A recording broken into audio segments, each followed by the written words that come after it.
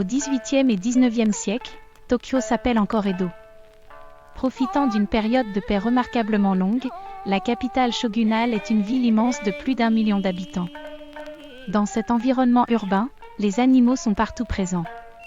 Cependant, les chasses régulières des shoguns et des seigneurs à la périphérie de la ville forcent les espèces sauvages, qui voient leur habitat se réduire, à se réfugier dans des zones montagneuses reculées. Les chevaux militaires sont naturellement nombreux quand Edo devient la capitale des guerriers. Ces animaux serviront ensuite essentiellement au transport des légumes et autres marchandises dans les différents quartiers, puis des personnes avec l'apparition de nouveaux moyens de transport au cours de Première Meiji, 1868 à 1912. Si les habitants d'Edo aiment s'entourer d'animaux de compagnie tels que chiens, chats, cailles ou lapins, ils sont fascinés par les animaux rares et exotiques. Importés de l'étranger, les éléphants, tigres et chameaux attirent les foules dans des attractions foraines, ancêtres des zoos qui verront le jour dans l'archipel à la fin du XIXe siècle. Écouter le chant des grillons en été ou ramasser des coquillages à marée basse au printemps fait aussi partie de ces plaisirs qu'affectionne la population d'Edo, sensible au changement des saisons. Les motifs animaliers symbolisant les 4 saisons ornent d'ailleurs nombre de kimonos, objets du quotidien et jouets, de même que la carpe, la souris et les autres créatures considérées comme de bon augure. Ce bestiaire foisonnant est présenté dans cette exposition retraçant l'histoire des relations des habitants d'Edo, qui deviendra Tokyo en 1868, avec les animaux.